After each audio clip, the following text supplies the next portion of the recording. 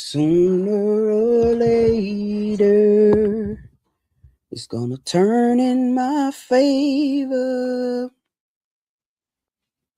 It's turning around for me. It won't always be like this. The Lord will perfect that concerning me. Sooner or later, it's gonna turn in my favor. It's turning around for me. It won't always be like this. The Lord will perfect that concerning me.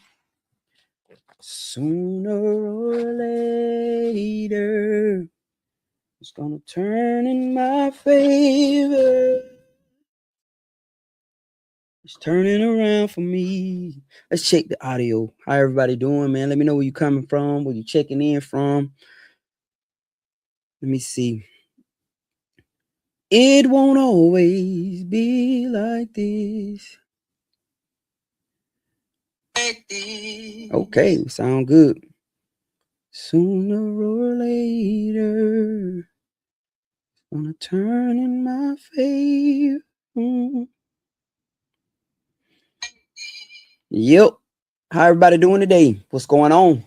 Hey, what's going on? Happy Friday. What's up with you? Crown Phillips. What's up, man? How you doing, brother? All right. I'm gonna try to stay on top of my comments. When they get too far, they get out of control sometimes. But I'm gonna try to stay on top of how you doing today, my friend. The Lord will perfect that concerning. Like too bright right here. Hold on, y'all. Concerning me. Sooner or later. Oh, Crown, what's up? How you doing? That name confused me now. There is a name. My bad. There is a name. I'm sorry. Charge to my head, not my heart, Crown. Charge to my head, not my heart. How y'all doing? How y'all doing? Listen. Crown Phillips. Who is that? Y'all on here. Look at my YouTube family jumping on. Y'all, come on now. Look at YouTube coming in. What's up, y'all? Facebook. We got Georgia. What's up, Georgia? Townsend. How you doing? Let me know where y'all checking in from, man. I can shout you out. I appreciate y'all logging in. Hey, G-Mon. It's okay. Okay. How y'all doing? Man, I'm sitting here. It's raining. Is it raining where you at? We in South Georgia, it has been, but I'm grateful for it. I'm grateful for it. They say with this El Nino thing that we supposed to have this year, that we're gonna get a lot of rain. And I don't really know how what you supposed to do. Dallas, Texas. What's going on, Michael? Dallas, Texas. Danny, look at G-Mon from Ohio. Um, my Dallas, Texas family. What's up, y'all? Yeah, man. Yeah. Yeah. Yeah, it's raining. But they say we supposed to have like this super Fort Myers. What's happening? We're supposed to have this doggone super El Nino. Missouri. What's happening? I don't really know what I'm supposed to do with that. They say it's supposed to rain a lot this winter. Albany. What's happening at Albany? I know about Albany. I do. I know all about Albany. DFW. Jacksonville. What's going on, Jacksonville? You know what I found out about Jacksonville? The flights from Jacksonville are cheaper than the flights from Atlanta. Like, I did not know that. The only problem is you have to stop in Atlanta. I just discovered that all the flights that I was looking at a flight, they're from Jacksonville, they're cheaper. The ones in Atlanta may be like $1,100, but the ones from Jacksonville are $600 into change. But I just have to stop in Atlanta, So yeah, I did not know that. Michigan, what's up, Michigan? Lafayette, Louisiana, Murfreesboro, Tennessee. What's going on? He said campaign. Is that campaign illa? I don't know. Yes, it's raining. Yes, absolutely it's raining, y'all. Lafayette in the house. Crown Phillips said it's been raining all week. Michigan. You love us. Hey, man, thank y'all for living me down there in Dallas, man. I'm gonna have to make my way out. Hey, Larry, I just found out that we went to the same high school. Really? Yeah. What school? What school we went to? Tell me what school we went to. They're trying to get us out of here. Really? Yeah. Jessup, Georgia. What's up, Jessup? Cleveland, Ohio. Yeah, yeah, man, doggone. Jacksonville flights are like ridiculously cheap than Atlanta. Like for real. I did not know that. And Jacksonville is actually closer to me than Atlanta. I was running to Atlanta, flying out of Hartsfield all the time. Anytime I got to fly somewhere, but no, I'm going to Jacksonville moving forward, man. Cleveland, St. Louis, good evening, sir. How you doing, Timothy? Hey, bro, how you doing? Winston-Salem, North Carolina, checking in, man. My North Carolina. Listen, Laura Holding, girl, you got a lady, you got a name on you, Laura. Holding Quest Kane. She is watching from Weetum, Alabama. We're gonna shout out to yeah. Now I ain't gonna know Miriam Franklin. Cheryl. Now I ain't gonna know Miriam Franklin. Absolutely not. Yeah. It's that Champaign, Illinois. I don't know what that is, guys. That kind of throw them out. Sherry, Savannah, Georgia in the house. New Jersey in the house. What's up, Doug? How you doing, Doug Mattis? What's going on, y'all? How you doing? We got Rich from Baltimore, Rich Richardson. What's happening, brother? Thank you for being a part of the live today. I want to shout you out. I appreciate all y'all. I've been so busy, man. Literally, it's been a lot. Y'all been seeing me work on my truck. I just got off a bunch of animals. It's pronounced champagne. Yeah, because the I was throwing me off, Crown. Like, hey, for real, the I was throwing me off. Look at Takara. What's up, Takara? Perry, Georgia in the house. What's up, brother? Yeah, the I was throwing me off, Crown. I didn't know, like, is that silent or, how we pronounce that, I got you, Robert. Appreciate you. Fred Stevenson coming out of Indiana. What part of Indiana? I got a son in Indiana. He live in right outside of Bloomington. Arlington, Texas in the house. Veronica, hey, thank you for being a part of the live, man. Hey, Shantae, how you doing? Appreciate y'all being here. You love our products. That olive oil is the bomb. Thank you so much. I appreciate that. Matter of fact, do y'all mind while I'm on live, I put it all on sale for y'all. Hold on. I used to do this all the time, but what I would do was I would create like this big old massive issue. Cause then, but we good. It was an issue. Like I be having sales going on and all this stuff going on, but I'm gonna do it right now. This is what I'm gonna do. While we are on live, I'm gonna knock everything down to 20%. We're gonna take it back to the old school. I did this all last year. To all my people who been with me, rocking with me for a while. Y'all know I've been doing this for a while. But last year I would put all the stuff on 20% every time I was on live. I'm scrolling down, y'all. Just to be able to, we was generating sales, but everything picked up. We got busy, and it was like, okay, I got to make sure I'm wise about how I do that. Now I can't just be doing it. So hold on, sit tight. I'm gonna do 20% off. I got to do it on my phone. One second. Normally you can just hold on. Facebook. We're gonna do a Facebook live. There it is. Facebook Live discount. The Facebook Live discount. The last time I did this Facebook Live discount, Ellen Wood, what's happening? Lilburn, was November of last year. But I'm about to make it happen right now. I'm about to put everything.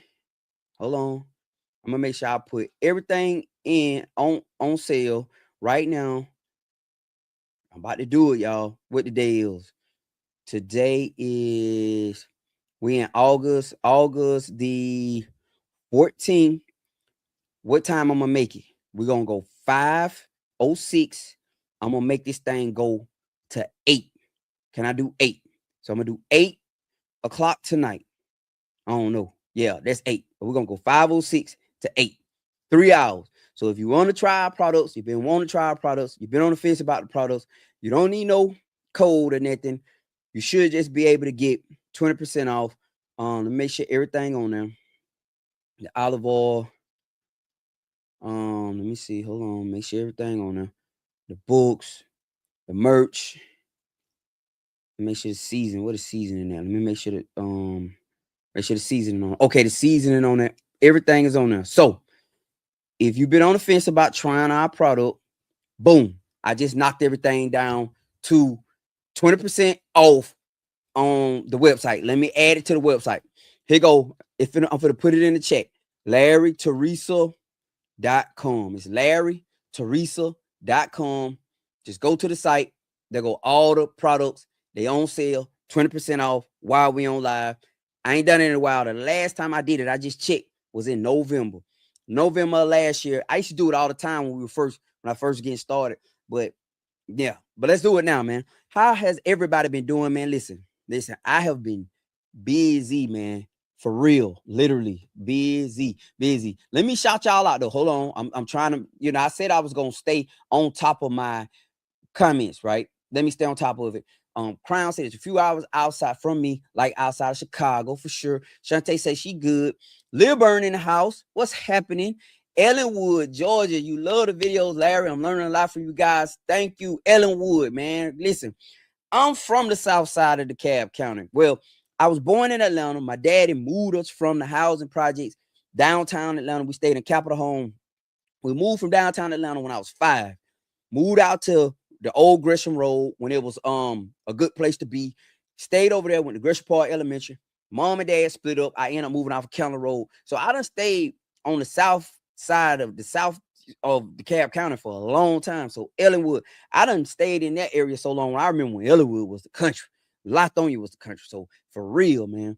What's going on? Yeah, so jump on the sale if you want it. I got to order some of the season. Yeah, jump on it. Everything 20% off. I just put it in the chat, y'all. Here we go. Hold on. And man, I got a problem with names, y'all, for real. Hey, from Decatur, Georgia. Hey, Antoinette Tilly Thompson. Decatur, Georgia in the house. What's happening? Yeah, man, I be having a problem with names, y'all. These doggone E's and I's. Okay. You pronounce my name and city close enough. Laura, thank you. That Hollandquest. Is it Hollandquest? No, hold on. Hollandquest? Yeah. What's up, Jerry? Hey, man. What's up, brother? How you been, man? Hello to the family. Oh, Sanford, Florida. I was down there. What was I doing in Sanford? I was passing through Sanford. Yeah, but everything on sale now, 20% off. So if you want to do it, jump on it right now. Samantha, how you doing? Marcha. What's up? You ready? Get you some. 14. Nice. Thank you. It's Larry Teresa, LarryTeresa.com. You said you love the all. Pam checking in from Sanford. Hey, Pam, thank you so much for trying our product. Thank you for giving us a vote of confidence. We appreciate you. Where Teresa in the house. Teresa in there working on something. Teresa always working on something. Like I'm telling you, man, she always got something going on. My wife has this experience. I think it's called it's an amen somebody, but I think it's some kind of experience. I forget the name, the proper name. I don't want to misquote her name, but she got this experience coming up and she doing some teaching and it's in September. So they all getting ready to go to this cabin next month. They're getting ready to go to this cabin, her and this group of women that she been like mentoring for I think she got an 8-week course. So she doing an 8-week course digital. So they doing a virtual course every week and they all got accountability partners and everything.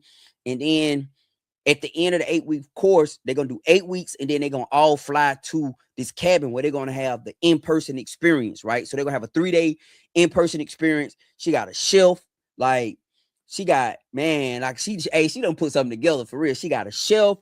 She got the places like 10, 15 room cabin, like beautiful.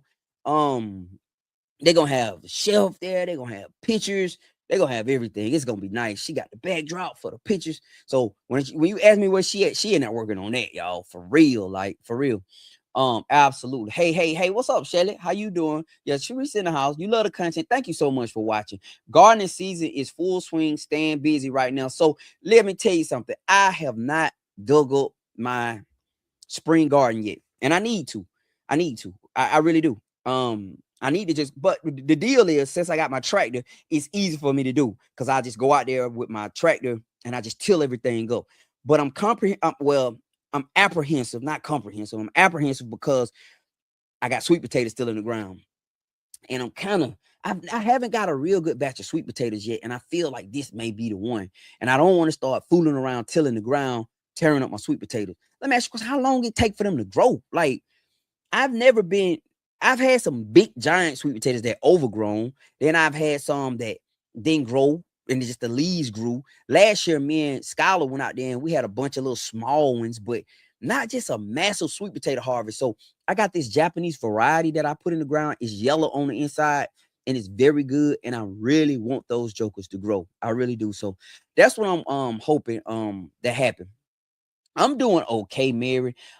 Kim, how you doing? Tina A. Perry from Bridgeport, Connecticut. Shout out. Monticello, Georgia from Cassandra Clemens. What's up, Cassandra? How you doing?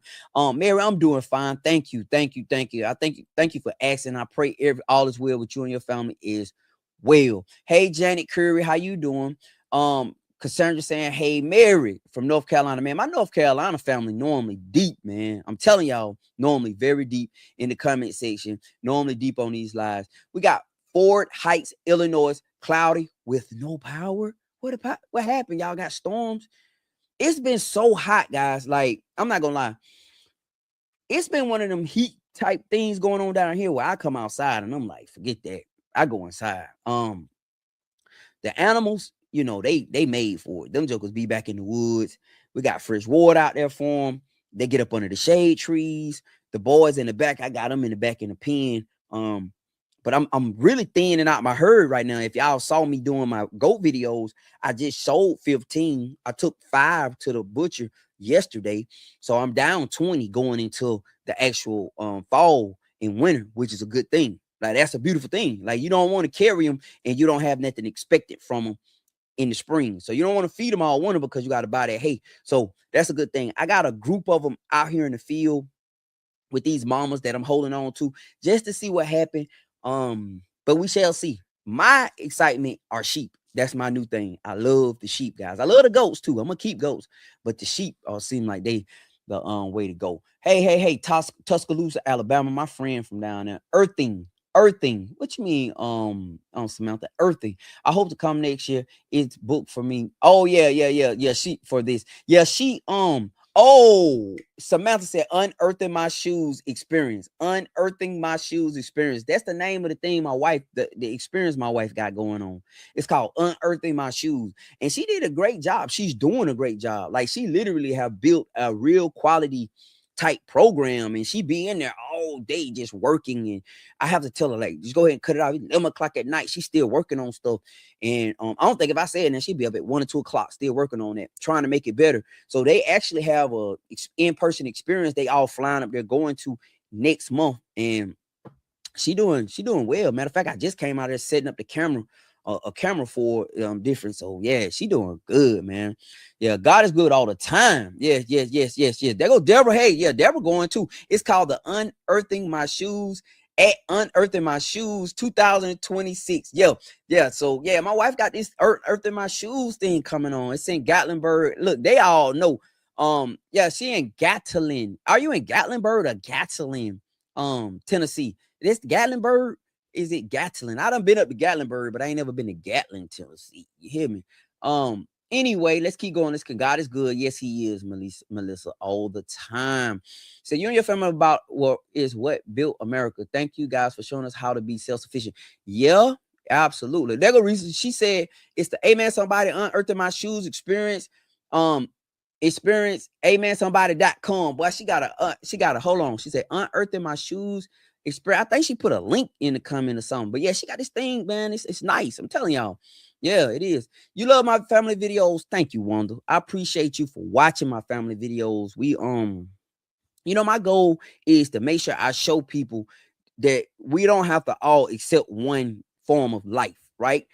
One thing that I've noticed is that life can feel like you trapped. Like, it really can. It feel like you don't have no control over it. And for years, I felt like that. Like, I really didn't have no control over my life. I didn't have no control over where I lived. I was born in this city. So once you're born into this city, now you're just scraping to try to make it. It's not like you really have a lot of options.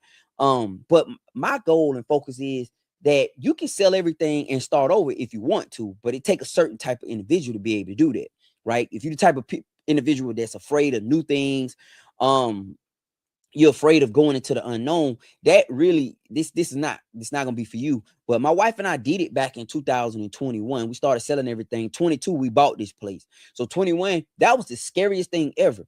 Like, I'm not gonna lie, selling everything, we sold the cars, we sold the house. When we sold the house, that was it. Like, we had been living in that house for 15 years. Like, I'm telling you, that was our safe space, our comfort zone.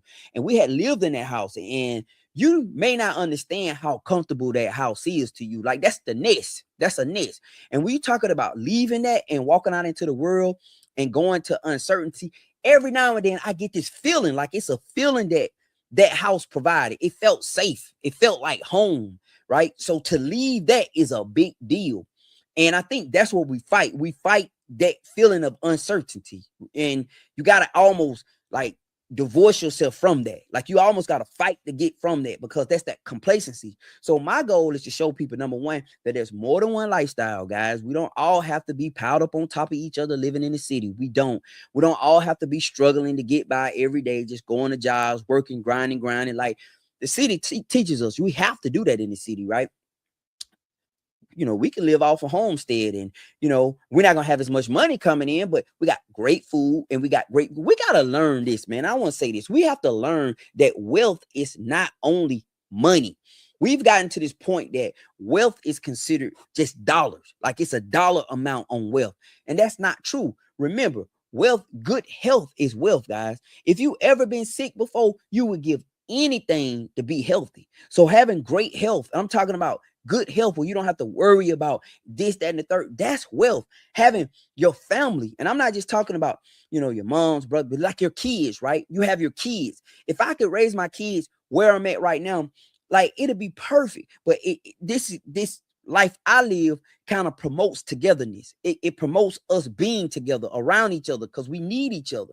The city promotes separatism. We all come in the house. The kids been at school all day. They come in the house. They put their book bag down. They go grab a sandwich, and they want to get in the room to do the homework. And like, life goes on, especially if you working. Like, you getting off work, you coming in, you trying to do this and that, and then y'all just look like y'all just ships passing in the night. Like, we just passing each other. And then one day you look up, they 18 and they making life decisions, where they want to go, they want to leave, they want to go, and rightfully so. But then when they gone, you think about, like, all I did was functioned. Like, I just survived. I didn't actually flourish in it, man. And so this country life like this allows us to flourish instead of just function.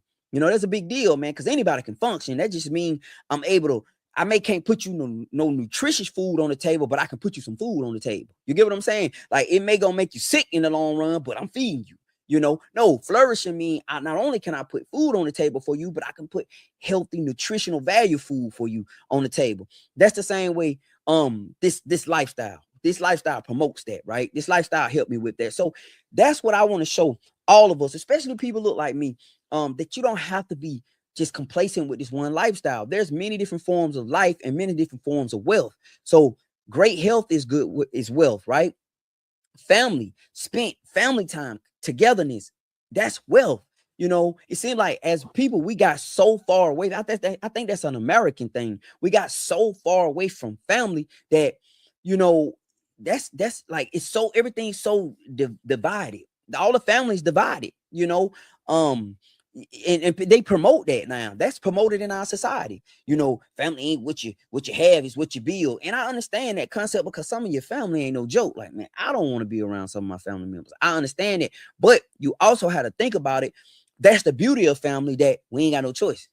So if we needed each other, and I mean this, if we needed one another, like if we lived in an area, we needed one another. I don't have to necessarily like my uncle, but he just harvested a deer and I need some meat. You see what I'm saying? So I can go, man, let me get half of that deal, man. I help you clean it. Go ahead, get your half of that deal, nephew. You see what I'm saying? So the abundance of money, or the image of the abundance, because that's all we living in. We living in this simulation. It's an image of it, right? That the abundance of food. I always say this: there's not a lot of food available. It's just a lot of processed stuff available. When you go to the grocery store, if you cut out all the processed stuff, y'all, and get rid of all the frozen stuff and look at real food, how much, it's not much in there. It's not much real food in there. So American people have to eat all this. And I don't just think it's American. We have to eat all this fake processed food, because if the powers that be had to provide, the corporation had to provide actual whole foods for us, then it wouldn't be enough, And so, we have to learn how to hunt again and fish again, type of stuff. I just ate some tilapia, right? I know we don't eat tilapia, because we conscious, but I eat tilapia. I just ate some tilapia, fresh tilapia. Somebody told me, said, Larry, tilapia, man-made. I said, nah, you can go catch tilapia. Like, nah, for real, you can go catch it. No, that's man-made. You never seen a tilapia swimming in the stream. No, they in the river, man. You can go catch them tilapia, like straight up. We can take a trip down to Florida. They evasive, so you can catch them with a net. So somebody had some fresh tilapia, right? Man, that tilapia was so good. It's not like that rubbery stuff you get out of Walmart though. And I hate on Walmart because I need Walmart. Like I slide up there, they got, whatever I'm lacking. I don't want to run Walmart out of town. You can get gas, diesel, gas, prescriptions, fishing lures, everything up in Walmart. Like all my oil. So shout out to Walmart. But they got some rubbery tilapia up in there. You get what I'm saying? They frozen stuff. So I've been eating some fresh tilapia. Oh my goodness. That tilapia, I don't care what nobody say. That tilapia to me. So I bought some red snapper and I bought some tilapia. That tilapia was better than that red snapper. Don't cut my head off. Don't cut my head off. It was to me. It was to me. I rather had a tilapia, But anyway, Melissa says she need to pick her tomatoes. Yeah, you better get them tomatoes. Y'all hear me? Hey, Melissa, you better get them tomatoes. Hey, you ain't gonna have no tomatoes in the fall now. You better get them tomatoes. Ain't nothing like a fresh vine ripened tomato. I grew some cherry tomatoes this year, y'all. And let me tell you something. Those were the best tomatoes I ever had in my life. And I mean that. They were sweet. They were good. They had a flavor that I've never tasted before. Yeah. So anybody who, if you haven't grown a garden or eaten fresh out of a garden, once you decide to make that change, even if you just buying food from somebody who grow it, not these people who sell it. There's a big difference, right? What I noticed what I've learned is even people who show up to farmers markets every week, that don't mean they grew that stuff. That don't mean they grew that stuff. They can go buy boxes of it at a discount and pull up and wash them up and act like they selling it. So unless without a shadow of a doubt, these jokers are selling that stuff, don't take it for granted just because they showing up at a farmer's market that they growing it. Like, you can't trust people when money involved. You really can't, because people will do anything for money. So if you haven't eaten fresh grown vegetables, like my Caribbean people, what they say, vegetables, how they pronounce it, they put that extra, that vegetables, like they put that extra. All the Caribbean people know what I'm talking about. Oh, Shannon, that's my our granddaughter 7, mama. But I always say vegetables, Shane. You know what I mean? She vegetables, they pronounce it so. But if you ain't never ate those, that you're in for a treat, because they taste way different than the store. So pick those tomatoes, Melissa. So hold on. Yeah, let me see. Mary, thank you. So G-Mom Groves said it takes about 110 to 120 days for Japanese sweet potatoes.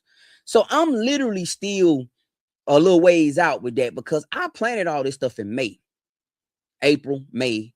So April, yeah. No, it was May. It was end of May, because they wasn't available to the end of May. I pre-ordered them. I had some that died out, and then I had to get reimbursed. So they sent me some more. So them jokers ain't been in the ground, but we almost there though. About 90 days. They've been in the ground 90. So I still got another month to go, right?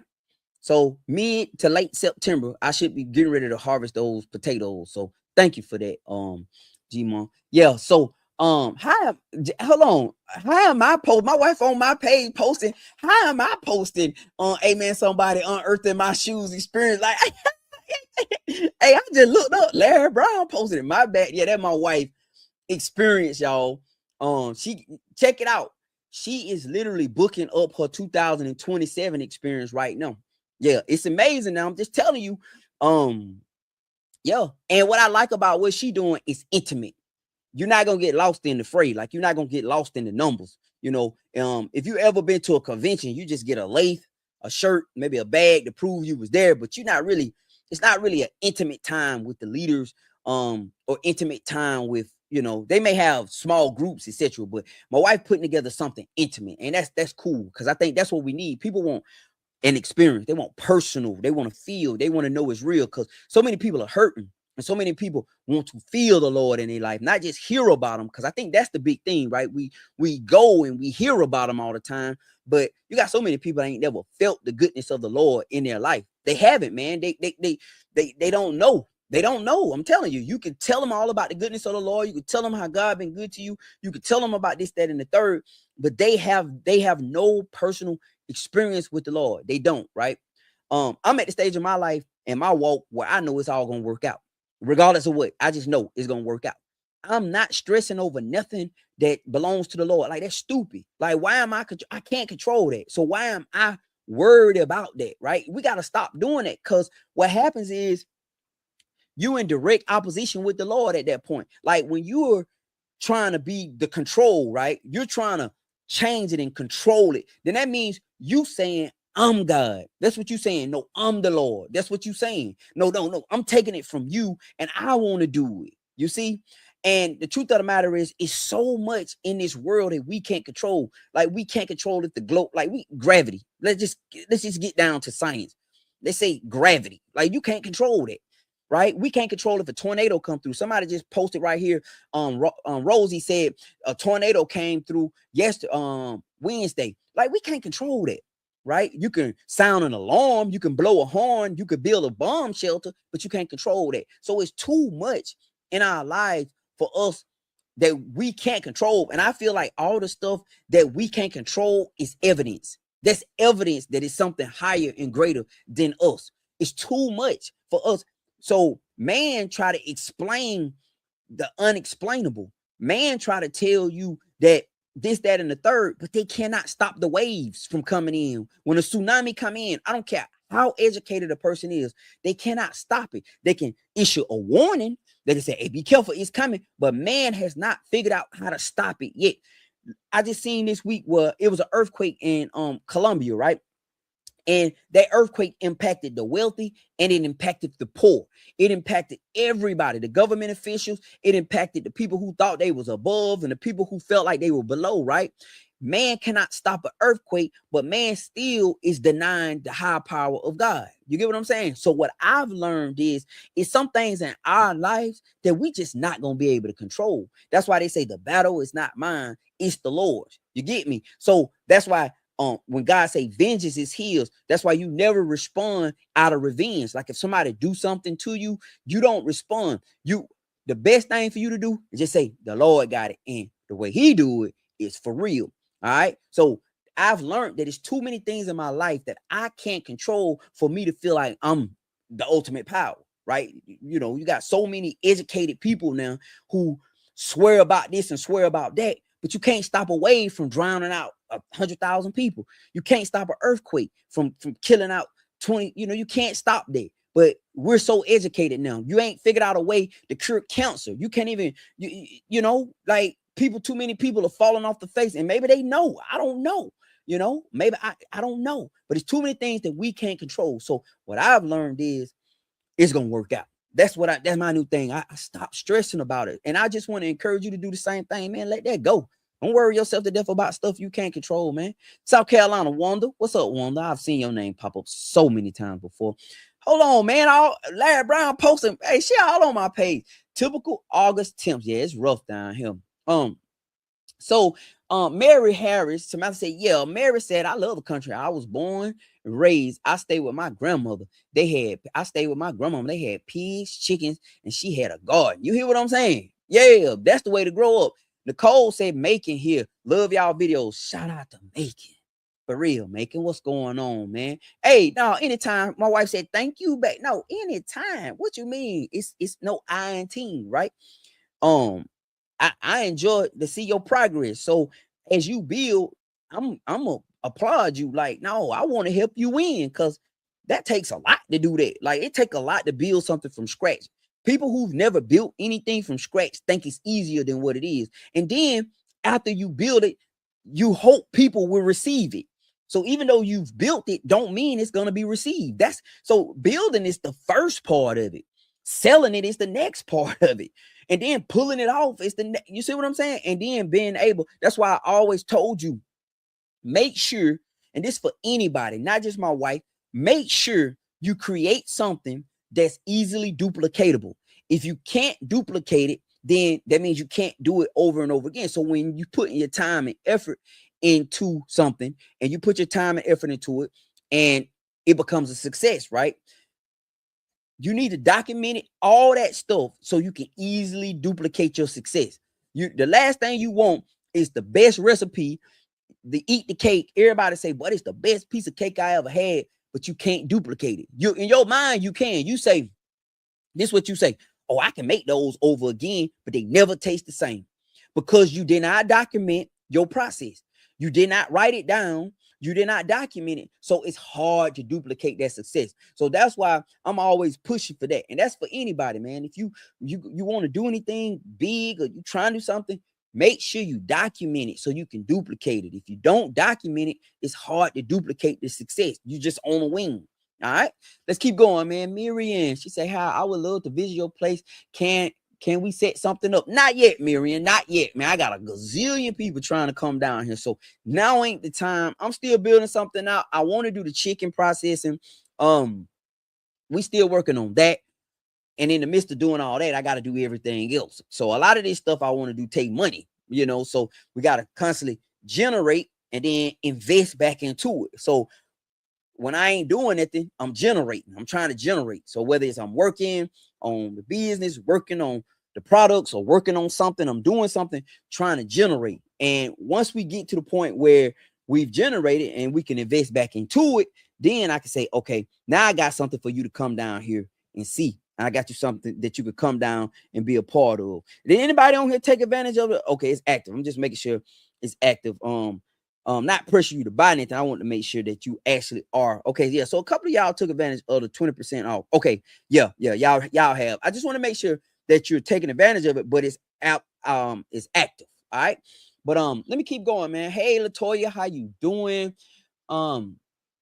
Terry asked me, do I sell goat milk and goat cheese from Anderson, Alabama? Shout out to Anderson, Alabama. I actually been there. Ain't Terrell Owens from down? I think Terrell Owens from Anderson. I've been down there. I went down there. No, I went to Alexander City. That's why I was at Alexander City, Alabama. Now I don't think I've been to Anderson. No, I don't sell goat milk and goat cheese. No, I don't do that.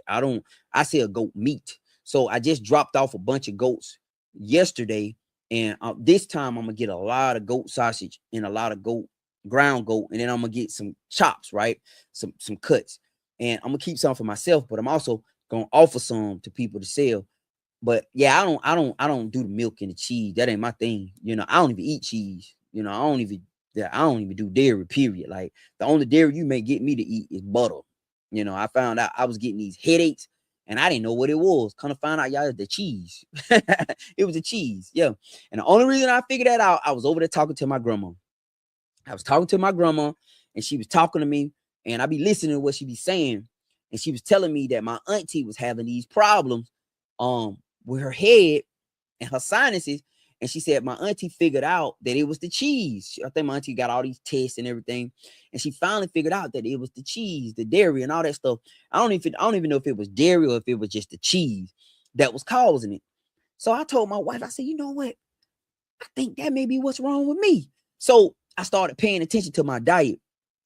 And Mia had cooked some macaroni and cheese one day. We was at my mother-in-law's house, and she wanted me to taste it. She was like, so I stopped eating cheese. So I hadn't had a headache. So Mia was like, I want you to taste my macaroni and cheese. Let me know what it tastes like. I said, all right, cool. So I'm gonna try it. Ate it. I said, man, it's good. You did good with it.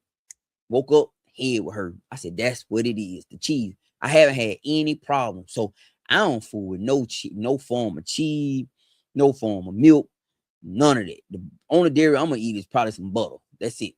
Hey, Latoya, how you doing? Hello, Sarah Stallings Walker. Hello, Larry, and hope you're doing well in Rockmont, North Carolina. I am blessed and highly favored. You hear what I'm saying? Doing great.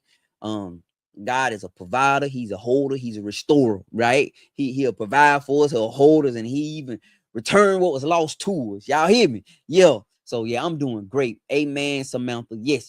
Sharon. Hey, Miss Teresa, Mr. Larry, love your daily videos. Thank you. We try to keep them up. That's a job. Hey, well, a lot of people don't really understand how much work goes into putting out videos every day. and putting out multiple videos every day. You really gotta love it. You know, it's a lot of work going into that. It really do. And I can only imagine the people who do it at a higher level. Like you see some of these people doing like great production type videos, and they be down to one time a week, you know, because it takes so much to create it, you know. But I feel like you guys just want to see something. So daily, I try to put something out daily, 2-3 times a day. Got some texts. I may do a lot of stories. Instagram, I only post one time, maybe one time every 3 days, stuff like that. Yeah, I do that on Instagram. But YouTube, we pumping on YouTube like crazy too. I got 2 YouTube channels, one with my wife, one by myself. My wife got one else. We got the Hood to Homestead, and she got one, Teresa Wright Brown. Then I got the Larry B. Jr. YouTube as well. TikTok, I kind of feel by the wayside on TikTok. I ain't really posting on there too much. You know, I just, you know, it's all right. You know, I think I got about 40K on there. But yeah, I kind of fell out a little with TikTok. Better say yes. Say it for the pain. People in the back. Hold on. Oh, say it for the pain back. The back in your back. Okay. Hey, Larry, watching you from Rosedale, Mississippi. What going on? Alma. Appreciate you, Alma, for watching me. Tina, let them know. Yes, I will. Yes, say it for the people in the back. Okay, Betty, you came back and fixed that, my sister. Dolly, amen. Donald, amen. Somebody. Marguerite, Jen, love watching you and your wife on the phone. Thank you so much for watching. Anthony Brown, I need them regular names like Anthony. Like look, just like I got that. You know what I'm saying? Anthony. The way y'all look and take care of each other. Well, you know, I love my wife. That's my wife. We've been together a long time, man. We've been together. Me and my wife been together in the trenches. Let me tell y'all something. When my wife first met me, I had jig out.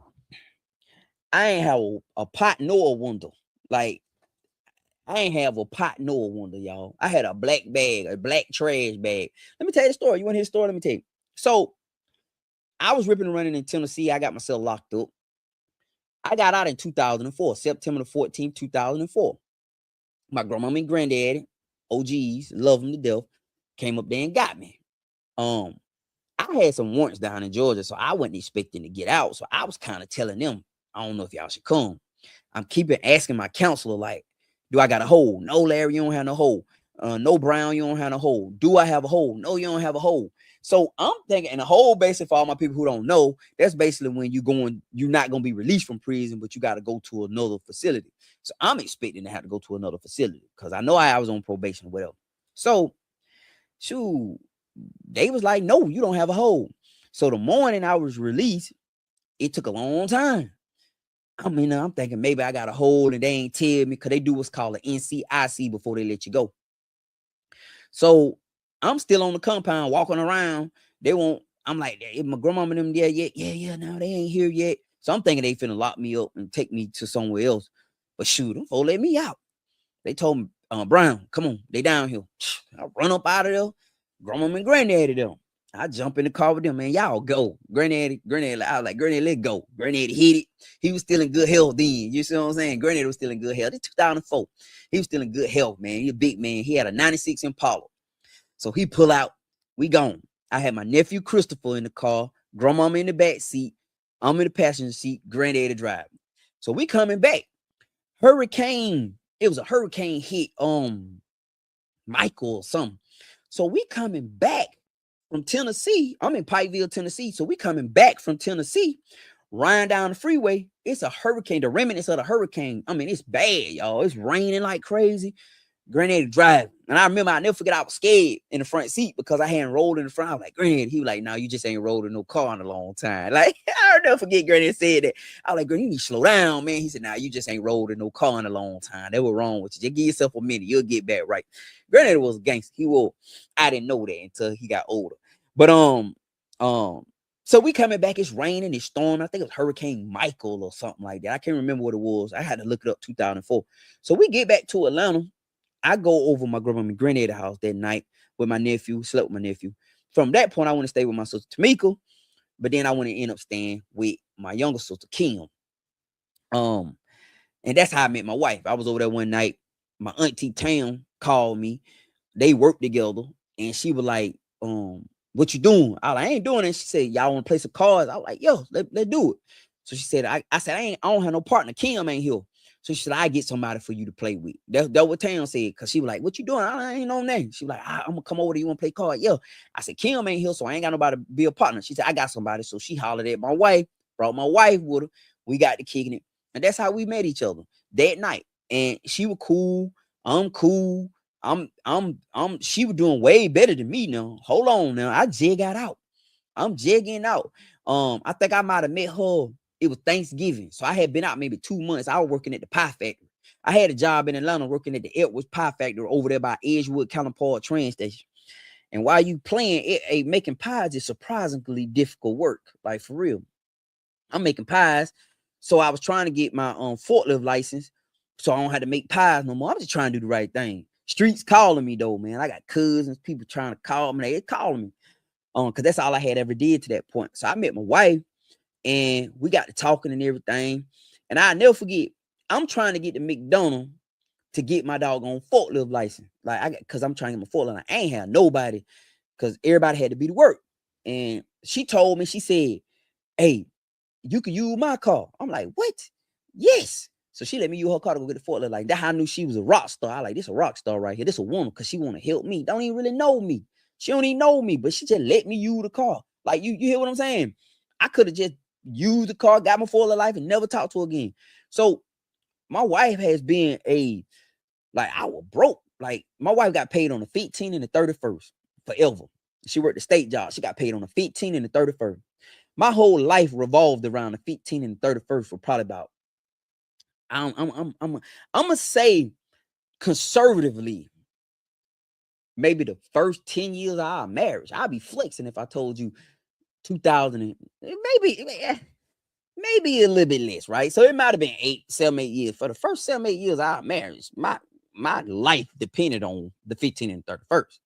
And to have somebody who not trying to make you feel bad because you broke, you know. But another thing about my wife, that she always helped me with, my wife was the first woman I had ever been with who told me no. I was a street dude. And my only alternative, like I know a lot of y'all can't see that now, because God did me like the 3 Hebrew boys, and I was in the fire, and now I'm out, and I ain't got even the remnants of smoke on me, right? But I was a street dude, right? And all the people I dealt with, they helped, they promoted that. Like they really encouraged me to be a street dude. Like I'm not playing. Like the people I was with was, but we gotta get some money. Like we gotta hit a lick, but we gotta go make some money. So I remember when times got tough, I'm sitting there talking to my wife because I got cousins I can call right now and get to work. And that was just drugs, but we call it the work. So I can get to work right now. I can call cuz right now and get to work, like for real, and hit the highway and go up the highway. My wife was the only person ever to date that told me no. She was like, no, we don't need to do that.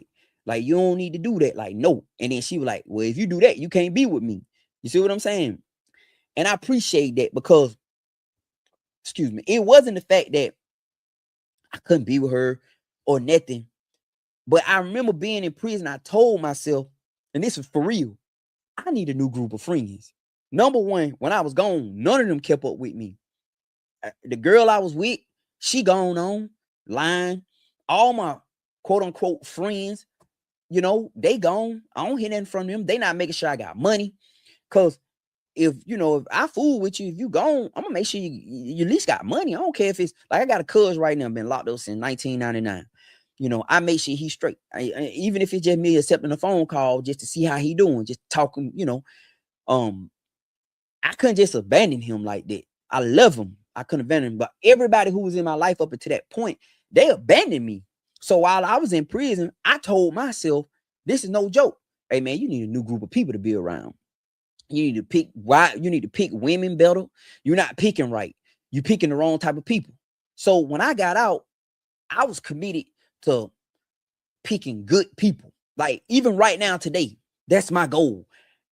If you ever notice, it's not a lot of people that be around me. I don't keep people around me because I'm trying to figure out if you're a good person. I know what your mouth's saying. I know because I may have something to offer you in this moment. You feel like, you'll kind of kiss up to me, but I don't know if you good or not. So I'm not going to just be fooling with you like that because I have been burnt by people. You get me? So I'm out now.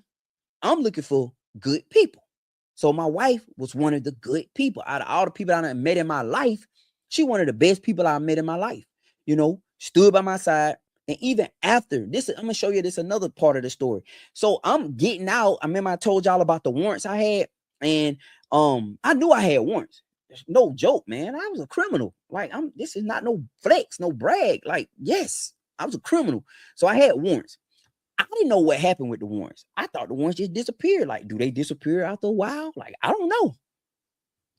So the reason why I ran to Tennessee is I was on the run. I was running from something. So one day we riding in her car. We get pulled over. Police ran the tag, took my ID. I had got my license back, ran my license, let me go. So I was like, oh, I'm gonna be straight then. Because I was expecting to go to jail right then and there. They folks locked me up, Nothing. On down the line, a knock on the door one day come. Boom, boom, boom, boom, boom. Who is it? The DeKalb County Police. I'm a good, upstanding citizen at this point. Shoot, who y'all looking for? Because I'll point them out. You hear what I'm saying? Like, well, y'all need me to sign it. I'm an upright citizen at this point. Ex-offenders make the best citizens at some point because they hate criminals and they'll tell. They don't care. That's him right there. They not afraid of them because they done walk compounds and been in cells with them. They ain't scared of you. So the DeKalb County knock on the door. I'm opening the door. What going on? You Larry Brown Jr.? Yeah, what going on? What I gotta? You need me to come outside and point somebody out or something? What? Get me? Lock me up. I'm like, what the world? I said, man, what going on, man? I never forget this he was a young police officer. He was younger than me. Just a straight butthole. Wouldn't tell me, then talking smart to me. Just being a butthole. I'm like, I said, man, I ain't trying to be funny, man. I'm just trying to figure out what's going on. You got warrants. He just talking to me crazy. And I remember the young guy, it was another young guy came to the window and rolled down the window. They let down the window. I said, man, y'all let the window down. It's a little hot, man. He let the window down. And I remember him coming to the window and talking to me like, he said, nah, man, he like, I understand, man. He was trying to let me know, man, like, I see you. Cause I done been in and out this stuff my whole life. I know how to treat the police. I know what happens if you buck on them. They're going to make it hard on you. So I know how to play this game, right? And if I'm going to the county, I done been here before. I know how to do this. I ain't going to make it no harder on myself than I need to be. Because the first thing they going to do, handcuff you, hog tie you, drag you up in there, mace you, got you sitting up in there, eyes burning, looking stupid, got pepper spray. Why? When you going to jail anyway. So I know not to do that. So the young boy talking to me. In the midst of me being in the back of the police car, we done got this apartment. We doing well. I'm working my barbershop job. I'm doing okay. Now, I was hurt because the dude who had the barbershop gave me a chance.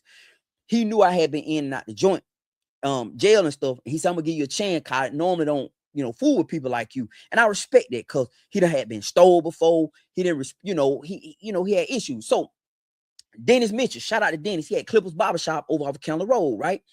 So Dennis, I was hurt, man. I'm like, dang. Like, one of the things I felt like, okay, I'm finna go back to jail. I'm probably going to prison. I'm finna leave my wife. We done got this apartment, but I know she get paid on the 15th and the 31st, so she can cover this. And Dennis, I was thinking about Dennis because I know he had gave me a chance, and most people didn't give me no chance, right? So I'm sitting in the back of the police car. My wife pull up, and she trying to figure out what's going on.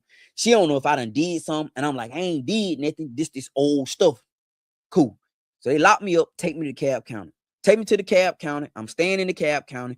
I can't really use the phone because they had me in a position. I was being held for Atlanta. I got to go to Fulton County. I'm just being held there. DeKalb County ain't got anything to do with it. So now we sitting in DeKalb County waiting on Atlanta to come get me, right? I think I might have called her one time, but we were poor, man. Like, I think she had to go get a home phone. Yeah, we didn't have no home phone. I think she had to go get one, something like that. So I think the first person I always called is my daddy. Like, that's what I always call. Cause me and my daddy had this unspoken rule. I would accept one collect call just to find out what's up and where you at. And after that, no more.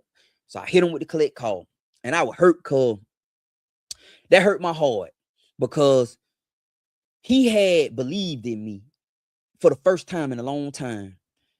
My daddy believed in me. My daddy had gave me the money for my clippers. You see? And normally when I got locked up, he'd be like, well, you at it again, ain't you, killer? And I was like, yeah, man, I got to go down here. My dad had been in the joint before, right? So he knew how it went. So I was just talking to him. Normally I talk to him. He'd be like, yeah, you got a little stretch going on there, handling your bed. But this time, it really bothered me because I really was trying. All right, so cool. I called my dad. Dang, I'll never forget that feeling, man. I feel bad, y'all. And I ain't up into that point, I didn't care. And he was like, what you do? I'm like, Dad, I'm gonna be honest with you, man. I ain't do nothing. He was like, no, you did something. You know, I said, look, this all that old stuff I had when I went to Tennessee. And I could tell he didn't believe me because he ain't never believed me. All I did was lie and was a criminal, act like I wasn't selling dope, and I was up until that point.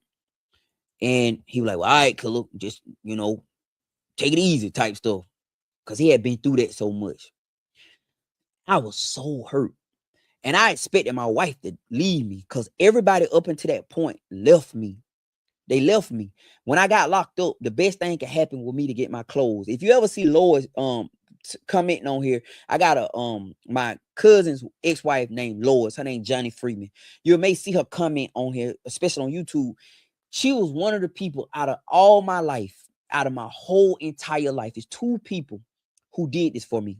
I got locked up in Atlanta and I had to go to a PDC. I was gone for 13 months. Johnny put my clothes. He didn't throw my clothes away. Lois kept my clothes in her closet, in her front of her house. And when I got out, I had all them clothes. Just to have some clothes to put on your back when you get out of jail is big, right?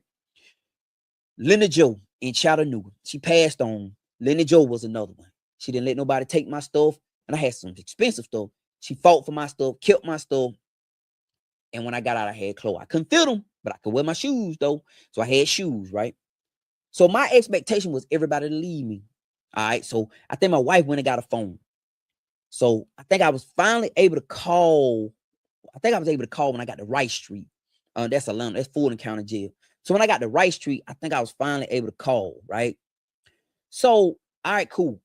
I'm expecting everybody to leave me. It is what it is. This how I go. I was hurt, though. I was hurt. And when I finally was able to call her, she coming up with ideas and plans. Like, okay, this is what I'm going to do. I'm going to talk to these people. I'm like, what? Like, nobody has ever tried to help me get out of jail. Nobody up until that point. Because she know I was trying.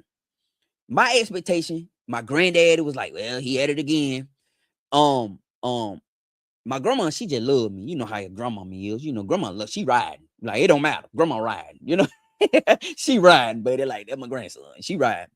But my wife was trying to figure out how to get me out. And I'm on Rice Street. Case got dismissed. So I'm in the back. One case got dismissed. I had a charge that the statute of limitation had expired on because that's why I ran to Chattanooga. So they let me go on that one, but I had two cases, so I had to wait on an old drug offense I had. Now, this is when I knew my wife was the one for real. I'm in the back, right? They called me up. I got a public defender. Shout out to the public defender. I don't care what nobody say. People hate on public defender. But a public defender sometimes can get you pretty much the same thing a paid lawyer can get you. I know that for a fact. So I've had to go on. I had a blind public defender one time. I'll tell that story some other time.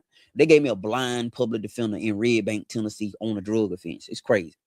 So I'm in the back. I'm on Rice Street. So I'm on the back. They bring me to the court. I got this drug offense that I need to answer for because I had been indicted and I ran off, right? I'm in the back. The public defender coming there, talk to me. He say, okay, look, I've been talking to your wife. I was able to talk to the judge. Your wife showed where you had been in prison for the last 4 years. I said, okay, yeah, I've been in prison. She said, well, your wife was able to show that you've been in prison, or she talked and told them you had been in prison for the last 4 years. I said, yeah, I've been in prison. She said, okay, the judge is willing to suspend your sentence since you already been locked up and you proven that you've been locked up. I said, what? The lady was like, yeah, they're going to suspend it today. I was like, what? She said, yeah, they're going to suspend it. I said, yes. She said, that's if you want to take it. I said, absolutely, I want to take it. Them folks walked me in the court, walked me up to talk to the judge. The judge suspended the sentence. I got the 5-year sentence, but since I had proved I had been arrested and in custody, when my wife did, I didn't prove. I can't prove them from the county jail. They suspended it. All right, now cool. Now listen, now she riding now. All right, cool. So I gotta go deal with the probation violation. They finna revocate my probation down in Morgan County, Georgia. I had a probation from 1995. I caught when I was about 17. And I had to go deal with it. So I went to DeKalb County, I went to Wright Street, and I had to leave there and go to the Morgan County jail, little country town. So they take me down to Morgan County. I got to deal with their probation violation. And you know how I go. If you ever been on probation, it's easier for them to revoke you and just send you on to the joint. So they saying I'm gonna get revoked. My wife said, yeah, they saying you're gonna get revoked, but I gotta talk to the supervisor. I'm telling my wife is campaigning. Listen, I'm on the phone calling her. The air conditioner unit done went out at the house.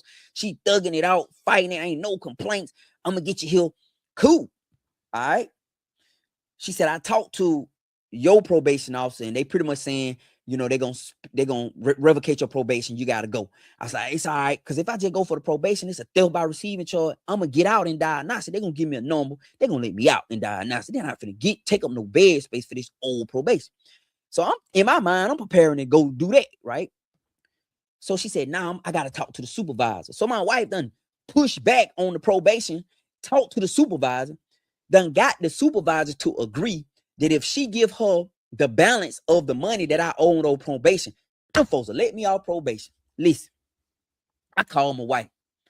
My wife said, I talked to the supervisor. I'm in the county now. I talked to the supervisor. She agreed that you owe $1,500. That if I could pay her $1,500, they'll let you off probation. I said, yeah, but that tough. She said, I'm calling them. She said, your daddy done already agreed to give you. She calling my folks for me. You hear what I'm saying? My wife calling around my folks for me, borrowing money from my folks. She done made my daddy believe, because my daddy ain't never believed me. My daddy talking to my wife.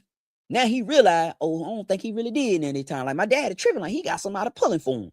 My daddy gives some money. Like he already real dude, man. Like he's a real dude. He was hard on me, but he was a real one, man. He was hard on me because he expected more out of me. But bro was real. Like, and if you got somebody like that in your life, I know they get on your nerve. You don't like to hear what they got to say, but that man, when I needed him, that man will always show up. I'm telling you, and I love him for that, and I wish I had him here today, but I don't, all right? But that man showed up for me so many times, y'all, and this was one of the times. My wife get paid on the 15th and the 31st, no? Boom.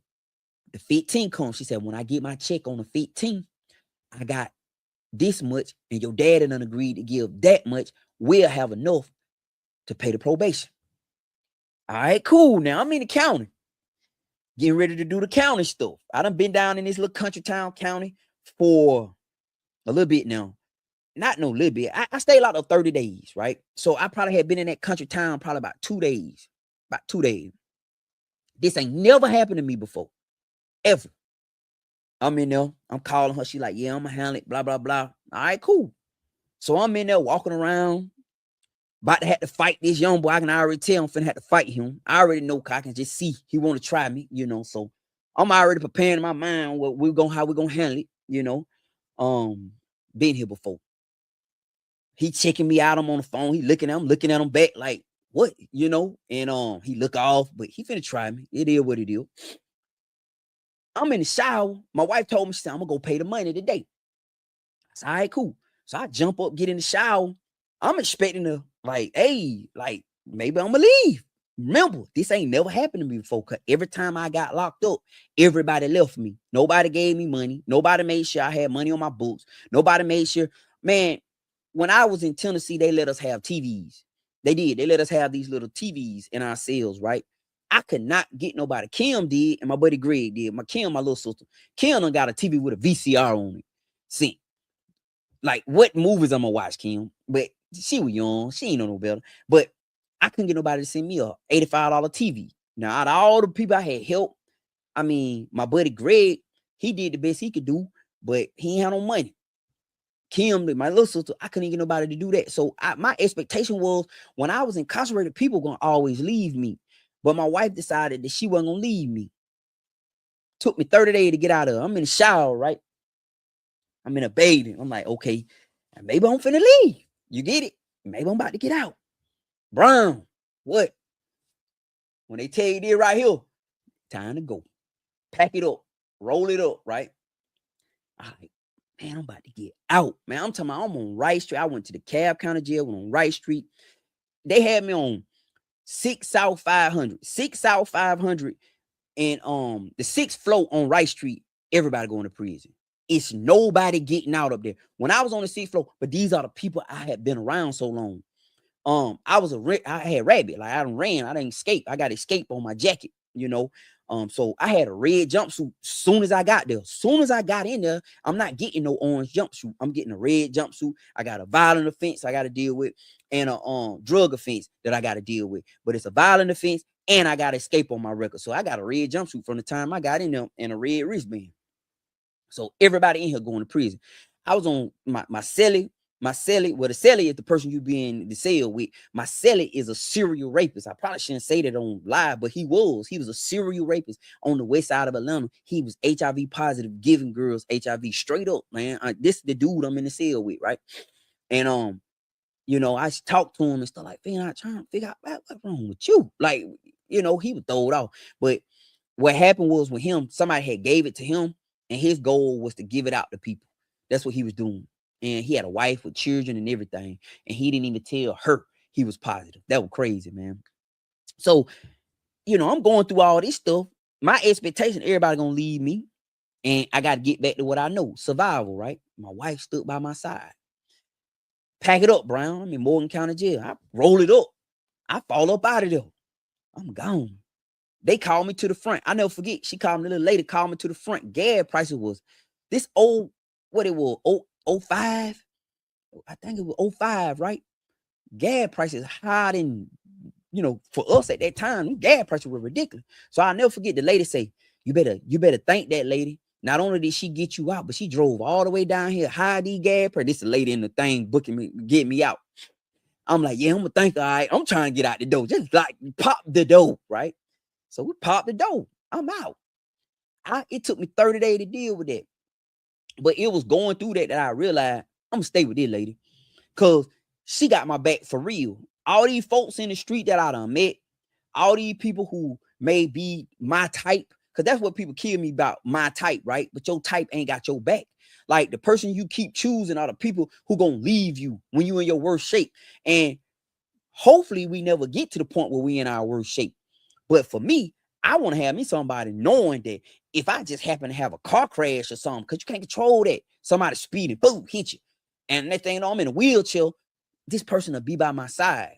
I think we choose for too many superficial things. He got money, she fine, or she got money and he fine, right? The superficial stuff, right? But worst come to worst, people leave. If you ever want to see the reality of life, I've said this before and I will say it again. Go visit a nursing home.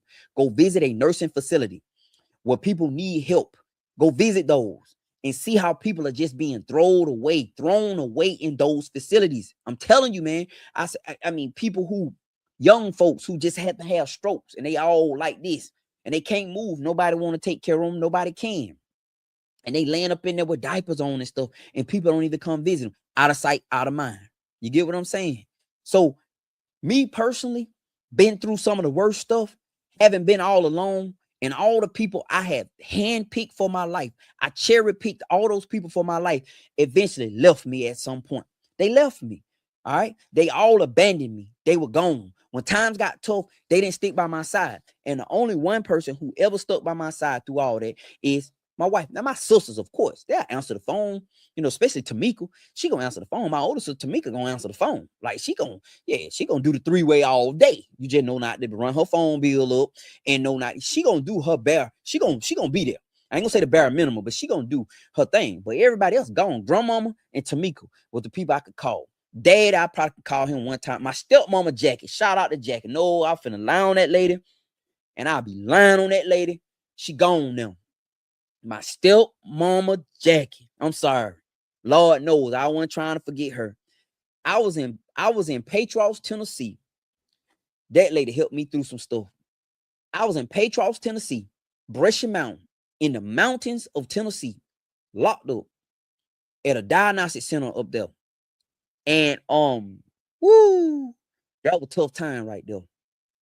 And I would come out at 5:30 in the morning. We were locked up 23-1 at this camp, y'all.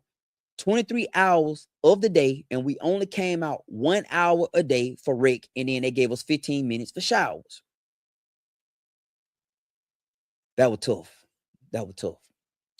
My stepmama, Jackie,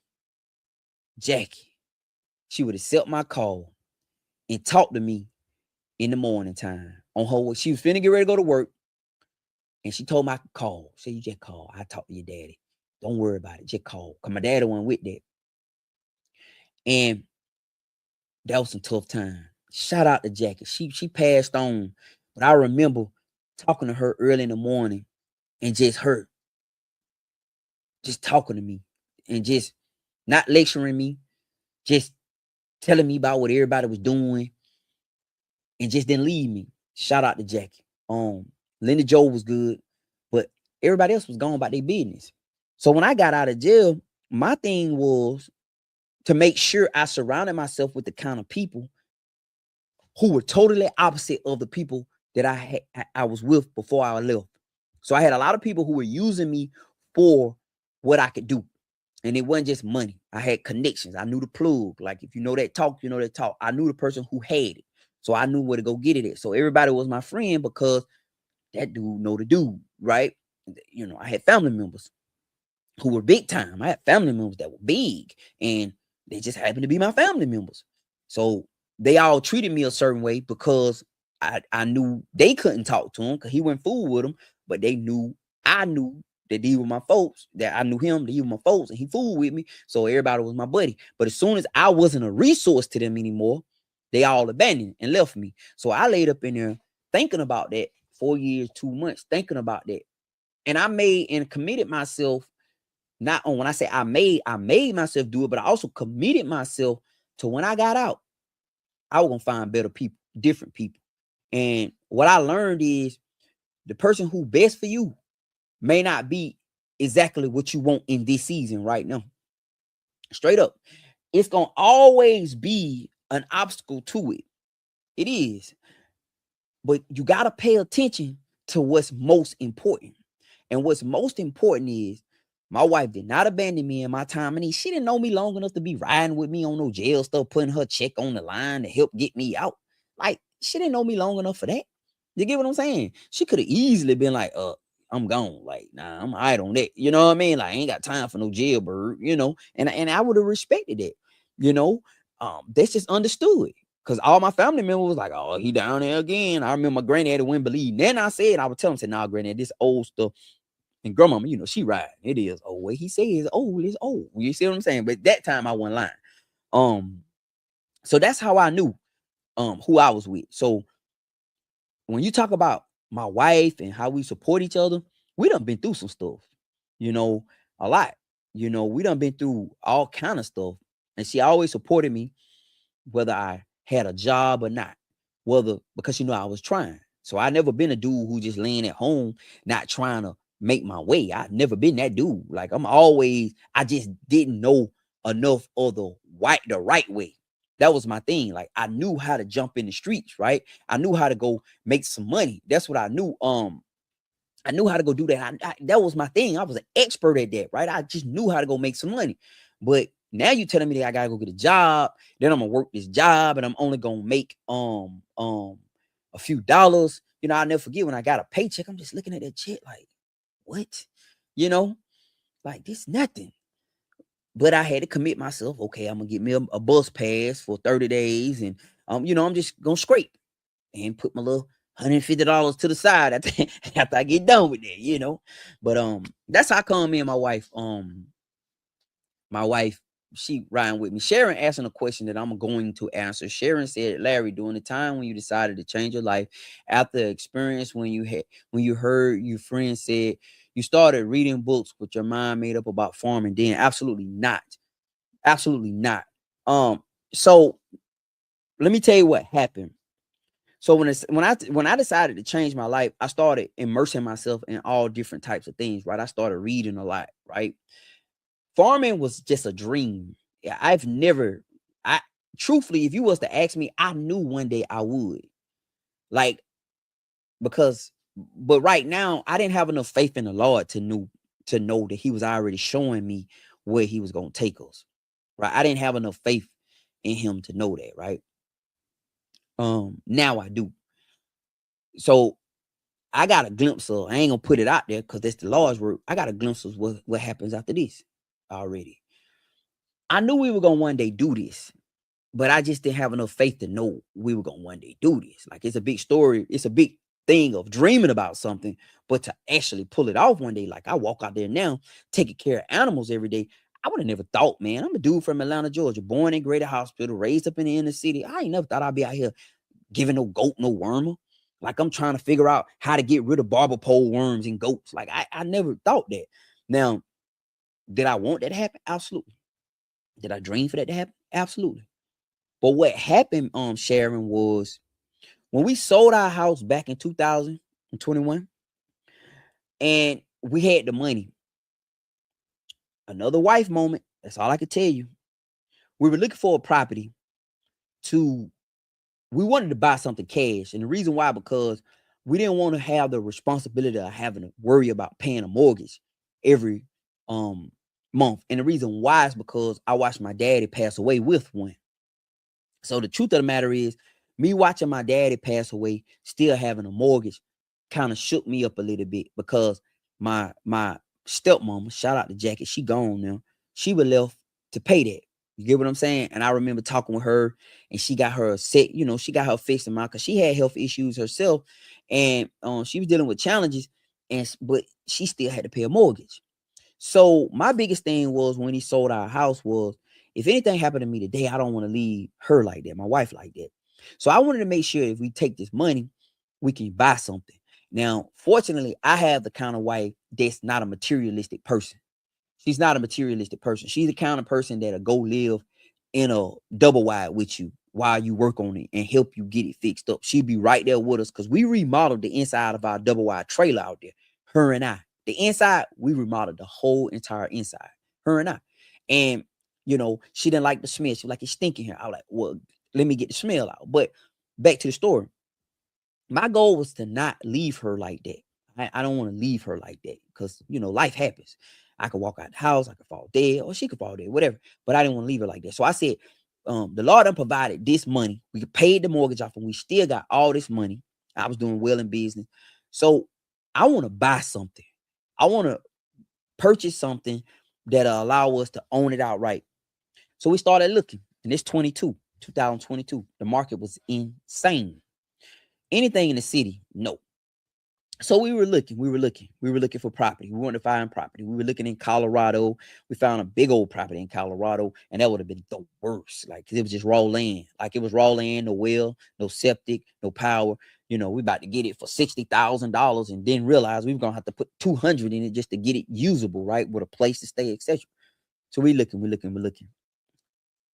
Hopes of being a homesteader, a farmer.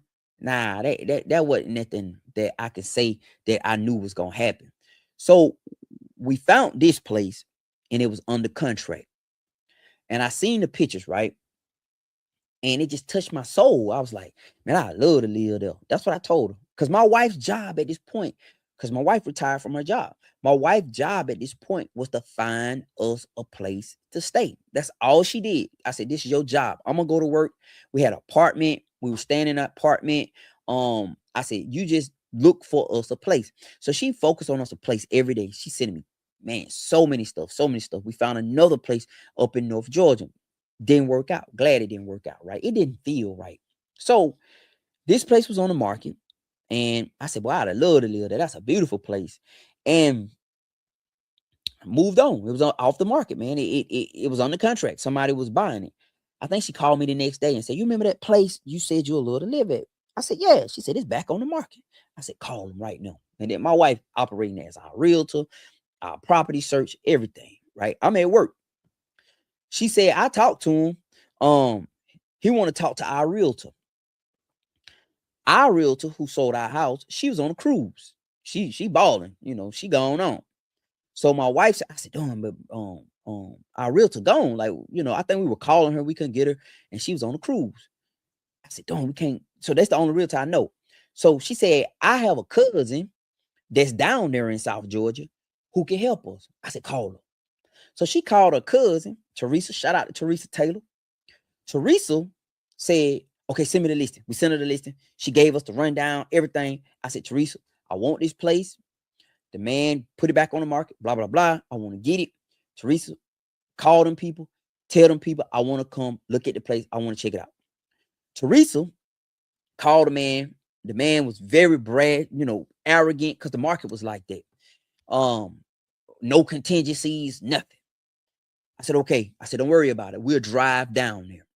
So can we come inspect it? He said, you can go look at it, but it's no contingencies. Like, we're not going to, if you find a tree laying on it, you still got to buy it at this price or it's not yours. We're not paying for nothing. I said, okay, cool. So we drove down here, jumped in the car, drove down here, pulled up. Okay, cool. I like it. All right, man, it's good. I'm inspect. I did the inspection, right? And I even missed some stuff. I'm in there looking at stuff. I said, man, tell them we want it. Tell them we want it. She was like, hold on. This Teresa, she doing a job. She trying to save us from getting burnt. She said, you don't want to get nobody to look at it. I say, it don't matter if somebody look at it because whatever they find, they're not gonna fix it anyway. And at this point, we didn't know how big the place was. We just thought everything we was looking at in front of us was the place. So that was big for us because we stayed in the city. We stayed off Redan Road on the east side in Stone Mountain. I think our lot probably been 1 point something, not even 1 point something acres. Like, it was small. And we had the biggest lot over there because it was a little field on the side that I had been maintaining for so long, but it was owned by the homeowners association, right? Whatever that was. But I said, tell them we won't. So Teresa was like, I don't know. Like, she was doing her job. I said, no, Teresa. She said, what? I said, well, offer them full price and offer them the full earnest money just to let them know we serious. She was like, nah, don't offer them the full earnest because if it don't go through, you're going to lose money. I said, all right, Teresa, I'll listen to you. Don't worry about it. Just offer them full price though. She said, okay. So we came back, offered the man less earnest, almost lost the deal. The man said, no, if y'all want it, blah, blah, blah. I said, look, offer the man the full earnest money, please. Got the man the full earnest money, jumped on the contract. Told the man it was no bank contingencies because he knew that if the bank, because the bank gonna make sure it's valuable. The value is there, right? If the bank would have sent somebody down here and inspected, they'd have found all kind of little stuff, and they'd be like, nah. And then it wasn't no comparables. It wasn't no comps. This actually 3 lots, and we bought 3 lots at one time. So on the plat, we own 3 separate places. You get what I'm saying? This place was considered like a subdivision, and the guy who was back here, he owned a bunch of the divisions, right? So we own 3 of the lots, and it equal up to 10.33 acres. I said, let's get it. Cool. The man said, they not doing no financing, whatever. Whoever do it. I said, well, we got cash, and we had the money to buy it, and walked in there and probably signed 2 papers, and got the keys, and it's ours. And that's how we went. Now, when I got here, of course, I'm Jack Gas Hand Larry. I want to be a farmer. Like, I'm excited. Like, for real, I'm excited. I want to get some cows. Man, I'm finna get me some cows. I'm finna do it. I'm watching all them videos, seeing all these doggone homesteaders. I wanted to do it. Dove in it head first, and I shouldn't do that. So if you're looking into this lifestyle, do not dive into this head first. Don't do it. No, learn. That's the best thing you could do, because I had to undo a lot of stuff I had did. Like, I had a whole bunch of goats at first, right? And I should have kept them goats. I had a male, I had a female, and I should have kept them goats. I had a bunch of females. I should have kept them goats, but it didn't work out. I ended up trading them goats. I ended up buying some cows, dumped a lot of money in the cows. I made some money back off the cows. I'm not gonna lie. I made good money on the cows. I did. When I sold the cows, I made good money, but I wish I had them today. I do. I wish I had them right now. We get some paper right now. For real. Them babies would have been, we probably would have been getting $2,000 a baby right about now, if not more. But I didn't have no plans. That's why I said, man, understanding and believing in the Lord is knowing that it's all gonna work out. That's why the scriptures say all things work together for the good of good of those who love the Lord and who are called according to his purpose. So you have to know and believe that. And sometimes it's hard because you want to make it happen. But the more I try to make it happen, it slows the process down. It delays it. So what I've learned to do is manage and grow the blessing. So we get back to this scripture and talk about how the servant, the master left the servants with the shillings, the coins or whatever. And you got one who was scared, didn't do nothing. The other one, whatever. But the one who grew it was the one who pleased the master. The one who made it into something bigger and better than what the master left him with, that was pleasing in his eyes, right? So I believe that. I believe one of the things we're mandated to do is not only hold the blessing, protect the blessing, revel in the blessing, thank the Lord for the blessing, but we grow it. It's not supposed to become our God. It's not supposed to become our monument. Like, that's what we do. We turn the blessing into our God. That's what happens. People start worshiping the blessing and not the blesser. So that's what I'm doing now. I'm just trying to grow it, make it bigger and better. And then one day gonna sell it. You know, like we're gonna sell it one day. Like one day somebody gonna offer some money, or we're gonna put it on the market. We're gonna get it appraised, and they're gonna say it's worth this. And I'm gonna do a video, but we about to sell this place. And then the next place we go to, according to the Lord, it'll be bigger and better, you know. But I didn't have no vision of thought 10 years ago I'd be on no place waking up every morning going to check on some goats or getting eggs out of chicken coop. Like, I'd be lying to you if I told you that. No. Like, I would have never thought. Like, right now, my life is, one of my concerns of my life is walking outside looking at my animals to see if any one of them sick. Like, I'm outside watching with the eye of a shepherd saying, something ain't right with that one right there. Like, this every day. I have to do this every day because they do such a good job of hiding their sickness that you have to literally be on top of them and watch them. So I would have never thought that was 10 years ago. And the biggest thing, let me tell you what's the biggest reality and one of the biggest sadness too. It's not just a reality. One of the biggest sadness is when I go back to the city and my life has changed so drastically, and I see all the people that was there when I left still in the same condition. That right there, I don't even know the right word for that, y'all. I don't even know what to say. Like, that is like, yeah, because I'm living this dream, right? I'm living this new reality. All praise to God. And then y'all are still doing the same thing. Like, that to me, like, it feels a certain kind of way. That's why I don't go up there a lot. I don't go up there a lot, not because it just feel like, man, you know.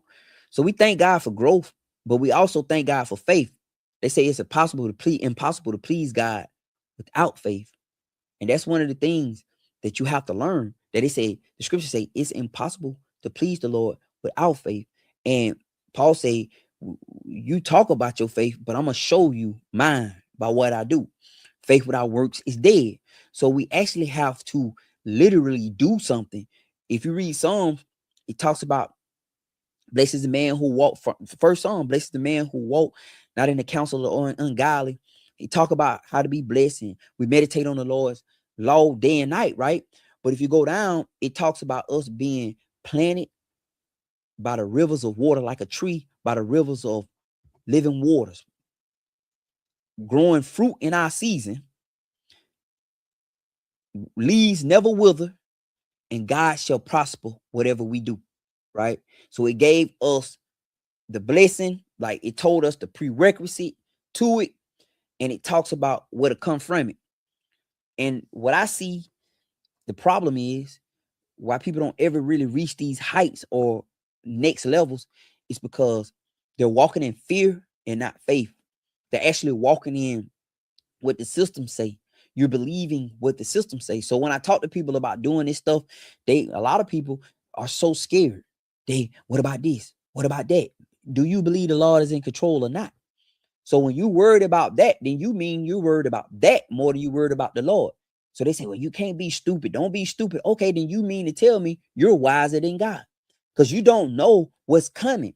This is the breakthrough you've been praying for. This is the blessing, but it's just not packaged the way you wanted to look.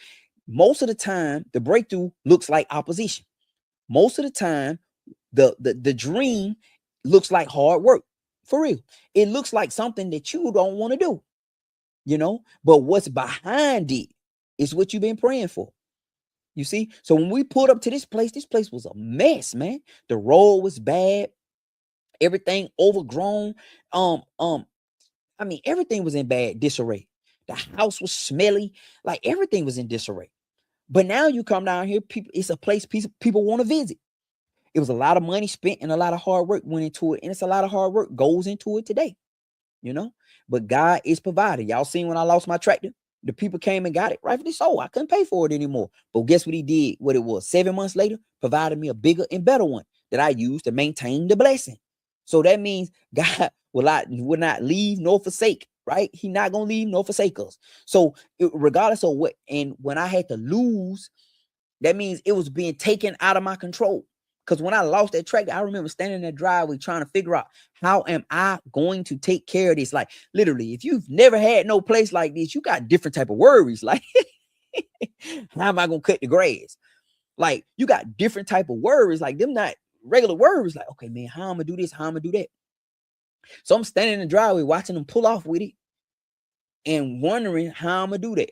And we went 7 months without it. We were using a truck, that Tundra out there that's knocking like a mug now, that I just got a check for because a garbage truck bagged into it. We were trying to figure out how we were going to make it. We were using that Tundra, pulling hay around the place to feed the cows with, right? And another thing happened recently with that truck. I was like, man, I got to give me another truck. And God let that truck back into it. Like, that truck didn't hit me. He bagged into it. And they paid for the truck, And I still got the truck. That's my trash truck now. You see what I'm saying? So that just shows you how walking on the water with Jesus, and I know a lot of people don't want to hear this. I don't care. I don't care if you want to hear it or not, because I know it's true, right? Walking on the water with Jesus, Peter called off the boat in faith. Come on here with me. Peter lost his faith in the middle of it, because when I say, if you're the type of person who got to have a perfect plan, or you're the type of person who gets shook up by what you see, and you lose your faith in what you know to be true, just because right now you looking at something and it don't look like what you wanted to look like, without understanding and believing truthfully that the Lord is in control, then you're going to lose your faith. You start sinking too, sinking in despair, sinking in depression, sinking in anxiety. You panicking now when you don't supposed to be panicking. He calls you to walk on the water. That's your assignment. Just keep walking on the water, your eyes straight forward. You don't know what's coming. So that's what we doing. All my true believers, the people who are believing in God, the people who are doing all this stuff that y'all see, that a lot of people admire, they're just walking on the water with Jesus. That's it, y'all. That's it. And a lot of people don't want to hear that now, because there's this big thing against this. Fine with me. It's fine. Go ahead. Like, I'm telling you what has worked for me. All I can do is tell you. So when I tell people, when people ask me, ain't no secret what's going on with me, man. Listen, I didn't finish school. Okay. I ended up being a convicted felon, in and out of jail now. Didn't go to college. Definitely didn't finish a college. Ended up working in corporate America, guys. The guys who worked for me all had college degrees. They resented me. They didn't like me. They all had college degrees. You hear me? Everybody was educated in there. Straight up. But what happens is, your gifts will make room for you, and they will bring you in the presence of mighty men. Not your education, not your relationships, it's the God-given gift. And it's on me. It's in me. Like, it's in me. Like, it's not on me. It's in me. Like, I can't take it off and put it on. You see it better than me. You know it. You see? You can see it. That's why you'll watch one of my videos. But I don't know it. And for so many years, I never knew it. I never knew that it was something about me. I just knew people didn't like me, or people did like me. I just knew the people at the bottom did their best to pull me down. They tried to knock my confidence down as much as they could, because they saw it and I didn't. I didn't know. So for years, I committed myself to destroying myself. And the Lord said, nope, you're not going to do it. Why? Because I'm going to use you. I just got to get you through this.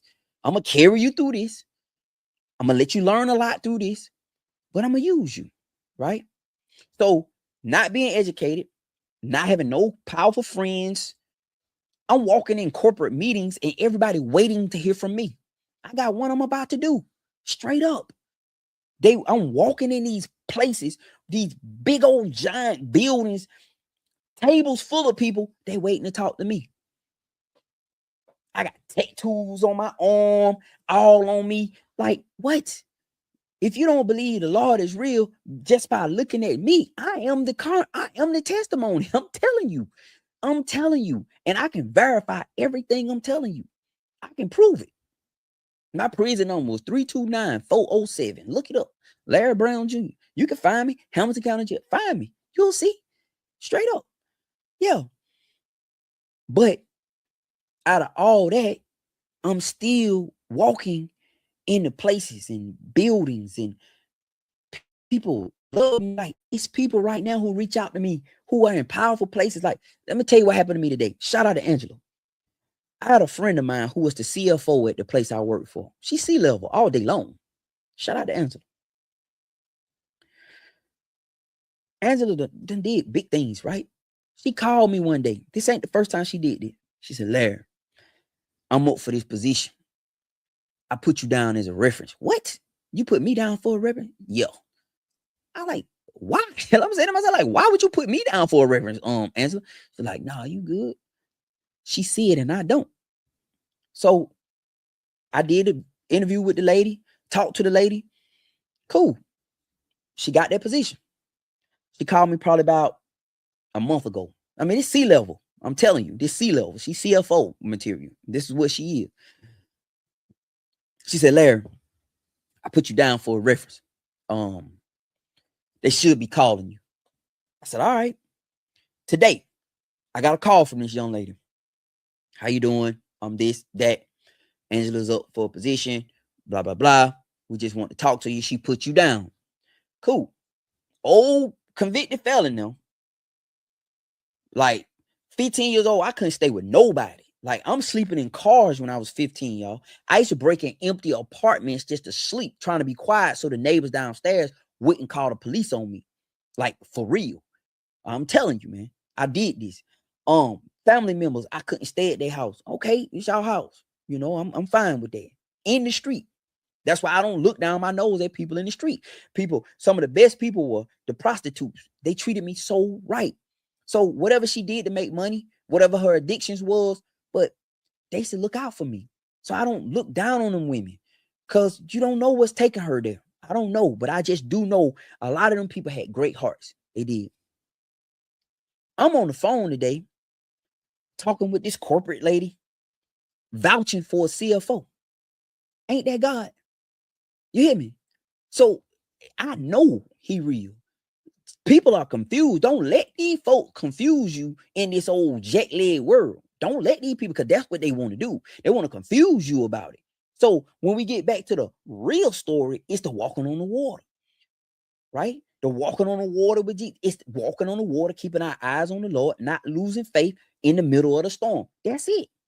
The boat rocking and waving. We can't let the water get in the boat. It may be rocking and waving, but we ain't been thrown off of it. You hear what I'm saying? That's it. So what you witnessing, and you see these videos, you see me getting on, walking on water, y'all. And I'm not the only one called to do that. I'm not the only one called to walk on water. All of us are. But if you allow yourself to be frazzled, you allow yourself to turn back, you allow yourself to believe the people, because people is nothing like a group of stuck people. A group of stuck people, the worst thing they ever want to see is you leaving them. How dare you try to leave us? You know? So if you're dealing with a group of stuck people in one place, we stuck just working. Like, just know how many people you know actually just have spent their life going to work, paying bills, and just die. That's it. You think God created us for that? I don't believe he did. Now, is everybody going to be a big... But I do believe we were created for more than that. Whatever that looks like, however that looks like for the individual. But I do believe we're created for more than that. So now what you guys are witnessing is just a faith walk. So we ain't gonna say walking on the water, because walking on the water kind of scare people and it makes it seems like it's some magic or something. So forget walking on the water. Let's just say faith walk. We on a faith walk. That's it. Just applying it, walking in it, not just talking about it, not just shouting, not just reading scripture, sounding good, literally walking in it, right? And that's what we all called to do. So my goal and purpose is to inspire you. So I wake up and not inspire you to be like me. That's why I always say praise the Lord. Not telling you as a quote unquote praise the Lord. No, you better praise him. Don't praise me, because if it was on me, I would have ruined this 20 years ago. Shoot, I'd have ruined this 25 years ago. Like, I was trying. I'm not gonna act like I was not trying to destroy myself, because I was. My mama got killed when I was 12, going on 13 years old, back in 1990. Some of y'all don't know that. My stepfather killed her and killed himself. At that point, I committed to dying. I wanted to die. So it took for me to be in prison to stop moving, stop surviving, because survival mode will have you focused on surviving, but you cannot reflect. And when you can't reflect, you can't think, you can't slow down. So as long as you in survival mode, I gotta make sure I can pay bills, I gotta make sure I can eat, gotta make sure I can do this, gotta keep gas in the car. So you surviving. So I got all that got took away from me. So I ain't in survival mode no more. I'm sitting up here waiting on child call because my meals are paid for now. I just gotta pay for it with my time. I know I got somewhere to go, so I ain't got to worry about that, right? I just got to pay for it with my time. I started thinking, and what I came to the realization of is that I wanted to die. I had to be real with myself. I wanted to die. I wanted to die. I wanted to go where my mom went, and I was trying to get somebody else to do it. I didn't have the courage to do it myself, thank God. And I was doing the best I could to get somebody else to do it. That's what I was doing. And it took a reality in me to come to that conclusion. And the next thing I had to understand was, you're not getting her back. She gone, man. So you need to shape up or ship out. You need to get it together. And when I came to that, man, I realized my mama had raised me the best she could. She didn't leave because she wanted to. She left because somebody else's choice. She left because somebody else's choice. The best thing I could do for her is to become somebody. So if you ever had somebody you love and they passed away and they got taken away from you, whether it was through sickness or violence or whatever, you have an obligation not only to the Lord, but to them to be the best version of you possible, like they were wanting you to be. And I came to that realization in my life that I don't want to die no more. I want to be the best version of me. So now this is what they say. Your mama would be proud of you. That's what my grandmama say all the time. She always say, because my mama name was Marie. She always say, I wish Marie was able to see you today. She'll be so proud of you. But nobody said that when I was living in the street. So now I got a chance to hear my grandmama say that. And not only did I get a chance to hear my grandmama say that, I got a chance to hear my daddy say it. I literally heard my daddy say it out of his mouth. I'm proud of you, son. My granddaddy gave up on me a long time ago. But when I finally started getting together, he said, Larry, I'm proud of you. For real. Right before my granddaddy died, he passed, was it 24? I think he passed 24. 23 or 20. Yeah, it was 23. No, 24. He passed 24. April of 24. Because Kathy passed in 25. My auntie. Right before he got ready to pass, he came on to get his hair cut. He came on the front porch. He said, Larry, I want to get my hair cut. My granddaddy didn't play by his haircut. He wasn't going nowhere. But bro needed his hair cut. I said, come on, granddad. So he come on the front porch. We sitting out there. And I never forget. I was cutting his hair. And he stopped me. He said, Larry, he said, I want to tell you something. I said, what? He said, thank you, man. He said, for allowing us to move down here. And you changed my life. He said, this is what he said. I wish I had a recorder. I probably did. He said, man, it's the best thing that happened to me in my life. He said, I was in the city, man. I was scared to blow my horn. He said, I couldn't even I was scared to blow my horn. If I blew my horn, they'd probably blow my head off. He said, they were raising the rents up on me. And I ain't know what I was going to be able to do. He said, now I'm down here. This mortgage is less than, because he paying $1,700 a month. He went from a $1,700 a month rent to $700 a month mortgage. And he probably passed about It wasn't that much longer. It was probably about a day later because he had a fresh haircut. I'll never forget. It was probably about a day and a half later, and he had tears in his eyes when he was telling me that. And I was like, man, it's all good. Because I ain't expecting the pass. If I'd known the pass, we probably would have had a deeper conversation. But I just always asked him how he felt, like, how that feel. You know what I mean? Like, you scared? Like, I just talked to him like that, like, you scared? Like, he's like, no. And because, you know, he thought he was going to die several times. And he told me this. I cut his hair. Let's say I cut it on a Tuesday.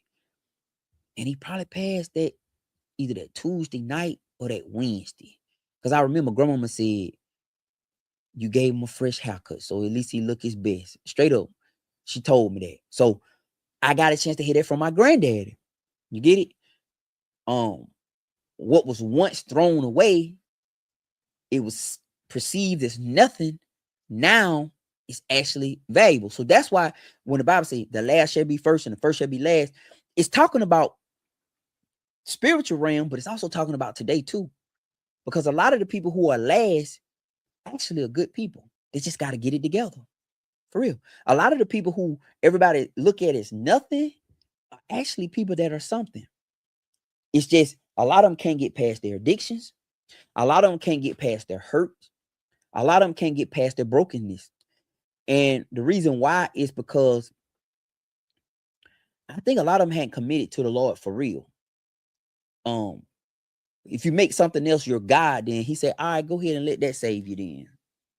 Yo, when you make it your God, he said, all right, go ahead, let that save you. Let's see if that can save you. It's like you drowning and you reach for a hammer instead of reaching for the flotation device. So now you focusing on the hammer. If I can just get that hammer save me. Now you got the hammer and it's taking you down, right? So yeah, you hear what I'm saying? So y'all are just witnessing this faith walk, and I appreciate it. If you go look down my page, I'll say I've been posting videos a long time, y'all. A long time. Who that coming through my door? That's my wife. If y'all see my page, y'all see I've been posting these videos a long time. Look, that's my wife. She got her finger up. I told her we having service, y'all. But if y'all see my page, I've been posting videos a long time. A long time, guys. Go to Larry B. Jr. YouTube and scroll down to the bottom. Don't go to the top. Scroll down. And if people don't even watch them videos today. You get what I'm saying? I've been doing this a long time. I have. Never gave up on it. I always felt like something to come from it. And I remember it's people who I started with when we started doing this. They still there. Their pages ain't jumped. The content ain't going anywhere because they quit. I didn't quit. I didn't give up. I recorded when my daughter died, man. I recorded. Listen, I was posting videos when my daughter died while I was going through it. I let everybody see my worst moments. I was literally giving everybody updates in real time. All right, y'all, we just pulled a plug on them. I just felt like I had to do it. It wasn't that I was inviting people into our drama, but everybody was so supportive. Let me tell you what happened when she died. Everybody was so supportive. I have a friend who lived in California, Sharon. It just was her birthday. She just turned 49. She paid. We had a event and we needed a bartender. Sharon, way in California, said, I'm gonna send somebody. She sent somebody. I had my younger sister, them. Everybody just, you should have seen it. Like how everybody just stood up and just came up. They wanted me to start a GoFundMe and beg. I said, I'm not gonna beg for my baby. I'm not begging for her. Larry, you need to get a GoFundMe. I'm not doing it. I'm not. That's my baby. That's my child. I'm gonna do everything for her. If it hurts me financially, I will get the money back. But I'm not finna be on here begging everybody for my child. I'm not. They were mad at me because I wouldn't do a GoFundMe. They said, you need to do a GoFundMe. You'll make a lot of money. And then truthfully, I probably would have. Everybody probably would have gave. I probably would have had $1 million off the GoFundMe. But I just couldn't do it. And it wasn't an ego thing. It wasn't. I just felt like that's my child. Like that's my baby. Like I'm not finna be on no TV begging for my child. I couldn't do it. I could not make myself ask people for money to take care of things that I should take care of. I said, I will swipe every credit card I have to make sure what it is. And that's what I did. Fortunately, I had the money to do what I needed to do. So Faith walk. All right. Walk in it, y'all. Don't talk about it. Just keep walking. Your message is going to refine with the faith and the movement. So if you got a message in your heart, just keep moving. It's going to get better. It's going to refine. Your message is going to get better. Just keep moving. All right. Man, I've been through so much, and I thank God for not just delivering me from it. I thank God for it. Some of these stories I talk about and I tell y'all I've been through, I'm thankful I went through that. Because it wasn't for me. It's for the next person. It's not for me. It wasn't. It was for the next person. The person who going through, the person who can't see their way out. I know it's a path out. Because I done been there. I have. I can't feed children. I know how all that feel. You know what I mean? Ain't got gas in the morning, man. I don't know how I'm finna get to work. Got $7. I'm cutting hair, y'all. Listen, I'm about to go. I just work at the barbershop. I was the worst barber in there. But everybody loved me. Because remember, that light in you, we like that light up on the hill. We draw people. We don't realize it. That's the problem. Most of us don't realize it, that we are a light. We just know everywhere we go, we become popular. Like, I ain't trying to be popular. They just all like me, right? So I got the barbershop lit. When I say I got the barbershop lit, the owner, he was strict, man. Then it was a strict man. I got him in there. We playing chess now. We all in there kicking it, laughing. You know, it's respectfully though, right? And he allowing it because he see everybody like me. But everybody had their own clientele. So I go hang out in front of the barbershop, try to make some money. Like I'll give people some rides. Like I'm gonna make some. I'm gonna give somebody a ride coming out the grocery store because a Kroger right next to it, and just make me $7. You know, back then it was $6-7. So it'll be some days where I make $7. Now we got all these kids at home. $7 now. Gas prices so high. This 08. You remember 08? Gas prices is, I think it was 07. But the gas price is ridiculous. I had a Cadillac, a 1982 Fleetwood Brougham. Got it from a granddad. That joker drunk gas. Number one, you could only put premium in it. Every time you touch the gas, it seemed like it took a quarter of a tank. That joker drunk gas. My wife had a little Honda Accord. Neither one of them had air conditioning in it, right? I remember waking up, going to work, ain't got no money. My wife a real one though, because we don't have no money. And what we do is we try to take what was left over from food, if it's some left over, for our lunch. And we'll go up in there and make it. But I need to make some money today because I don't even have gas to get home and we don't have any food. Let me say that again. The kids came home and it was probably about 5 noodles there. It was about 4 or 5 of them ramen noodles there. We lived off of them. I know they nasty and they high in sodium, but you tell that to a family ain't got nothing else. The kids come home. I just made sure y'all got 4 or 5 noodles in here.